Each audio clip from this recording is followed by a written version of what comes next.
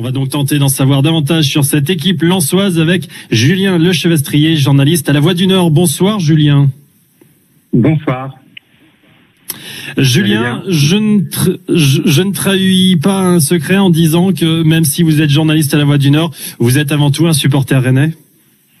Oui, j'ai grandi, j'ai passé plus de 22 ans à Rennes. Le Stade Rennais, j'ai découvert le foot en allant en 86 au Stade de la Route de Lorient.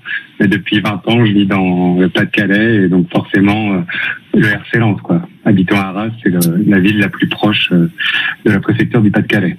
Ah ben le 62, c'est bon, pas mal. Justement, oui. Justement, avant que vous nous parliez du RC Lens, on va parler du Stade Rennais.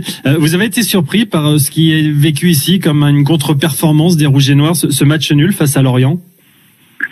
Oui, parce qu'on s'attendait quand même à une victoire face à Lorient qui était en bas de classement et qui restait sur des victoires face à Dijon et le PSG. C'est surtout le niveau de jeu rennais en deuxième mi-temps qui m'a un peu inquiété. Un jeu assez lent, pas beaucoup de réactions quand Lorient a poussé et on l'a vu venir cette égalisation lorientaise en fin de match. Donc c'était une contre-performance. Oui. Ouais, contre-performance, c'est le mot qui est bien choisi. Alors, ce qui est sûr, c'est que les Lensois, eux, n'ont pas tremblé mercredi face à Marseille, score final 2 partout. Mais c'est surtout qu'après avoir été menés 2-0, les 100 ont recollé aux Marseillais. Julien, maintenant que, comme je le disais, le maintien est en bonne voie pour Lens, et avec cette 7e place actuellement au classement, Lens peut devenir un prétendant à l'Europa League au même titre que le Stade Rennais? Oui, ils se cachent encore, ils vont pas le dire, parce que pour eux, tant qu'ils n'ont pas les 42 points, ils jouent le maintien. Mais le niveau de jeu affiché par Lens, qui est une des belles surprises de cette saison, avec Francaise qui est passé par le Stade Rennais au centre de formation, le RC Lens affiche un jeu ambitieux et très joueur, et on s'ennuie jamais avec Lens. Et tous les entraîneurs le disent, c'est un des plus beaux jeux en Ligue 1 cette année. Complètement. D'ailleurs, ce week-end, la confiance sera très clairement du côté des nordistes, demain soir, face à Rennes. Quelle est la force du RC Lens? C'est quoi? C'est une équipe qui a vraiment du caractère?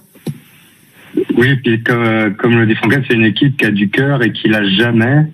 Lens a déjà remonté des scores, là, vous le disiez, face à Marseille, mené 2-0.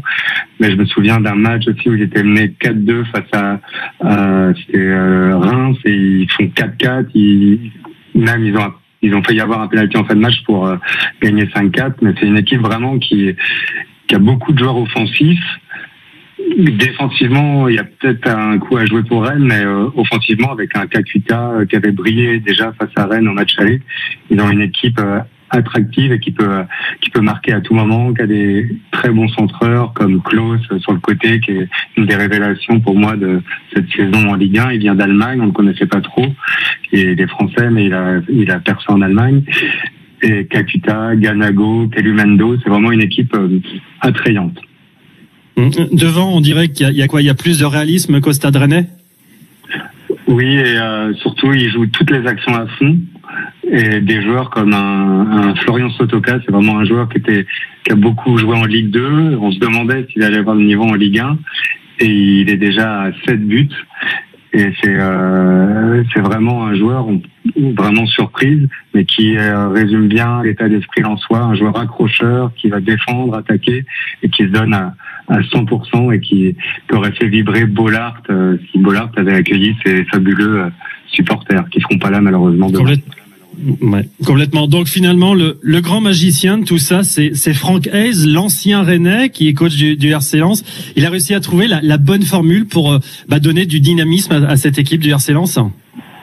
Oui, il a d'ailleurs succédé à un ancien entraîneur du Stade Rennais, Montagnier, qui a été limogé.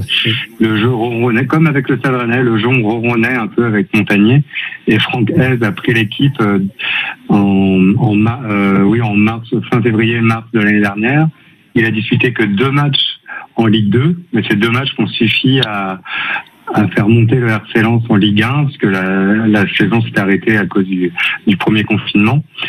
Et on savait pas trop s'il allait rester, mais le board lensois lui a fait confiance et ils ont eu raison parce que les joueurs l'apprécient énormément et il a un jeu vraiment porté sur l'avant, et les joueurs, on voit, ont tout de suite adhéré, même des vieux joueurs comme Cahuzac ou Leka, et des jeunes joueurs comme Calumendo ou encore Badé à l'arrière, qui est aussi un joueur qui arrive de Ligue 2, un défenseur central qui a explosé cette année, qui est aussi une des révélations. Bon, on a bien compris que ça marchait quand même plutôt bien en ce moment du côté du RC Lens. En revanche, il y a peut-être un point faible. Ce sont ces matchs à domicile. Sur ces 8 dernières confrontations à Félix Bollard, on note qu'une seule victoire. Alors, on sait, comme vous le disiez, que le public de Bollard est le meilleur public de France, et surtout que les liens sont très forts avec les joueurs. C'est peut-être ça aussi les raisons de ce manque de résultats à domicile, l'absence du public lensois. C'est clair qu'à Lens, ça compte forcément. On dit souvent que c'est le 12e, voire le 13e homme, le public lensois. Mais c'est une équipe qui alterne victoire-défaite, qui n'a pas eu de creux, mais qui n'arrive pas à avoir une série de 4-5 victoires qui les mènerait encore plus haut. Mais il faut pas oublier que c'est un promu. C'est un club qui n'avait pas connu la Ligue 1 depuis 5 ans. C'est un traumatisme d'ailleurs pour tous les supporters, mais qui ont toujours été là, même en Ligue 2. C'est quand même en Ligue 2 un club qui a plus de 30 000 spectateurs de moyenne, c'est assez rare. Et donc forcément, l'absence de ce public, ça coûte quelques points, surtout quand les matchs sont serrés. On peut imaginer que face à Marseille, peut-être qu'ils auraient gagné 3-2. Et aujourd'hui, on a appris d'ailleurs que les dirigeants lensois vont bientôt mettre une banderole géante dans la tribune pour leur dire merci à ses supporters, et que ces supporters leur manquent énormément.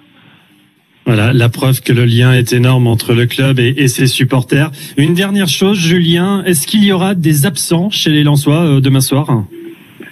Non, pas d'absents notables. Cahuzac qui était légèrement blessé, mais qui peu à peu, il est le capitaine, mais il perd peu à peu sa place avec un Fofana qui monte en puissance, le joueur qui arrive de l'Udinese et qui est vraiment aussi un milieu de terrain défensif très fort, qui progresse de match en match. Donc pas d'absence notable à signaler. Le RC Lens reçoit donc le Stade Rennais ce samedi, coup d'envoi à 21h, match comptant pour la 24e journée du championnat de Ligue 1. Une rencontre que vous pourrez suivre bien évidemment en intégralité sur France Bleu Armorique. Julien Lechevestrier, merci beaucoup d'avoir été avec nous. Je le rappelle, vous êtes journaliste à La Voix du Nord et accessoirement, bien sûr, mais ça reste entre nous, vous êtes un supporter du Stade Rennais. Merci beaucoup Julien. Oui, allez Rennes. Allez, merci. Et je me permets, pour équilibrer la balance, je suis un peu originaire du Nord, allez Lens aussi un petit peu, on envoie. Et ça sera un match particulier pour Benjamin Bourigeaud. Exactement, oui Benjamin. Ah oui. Formé à Lens. Lensois est fier de l'être, ça c'est vrai, il a eu l'occasion de le rappeler aussi. Bon,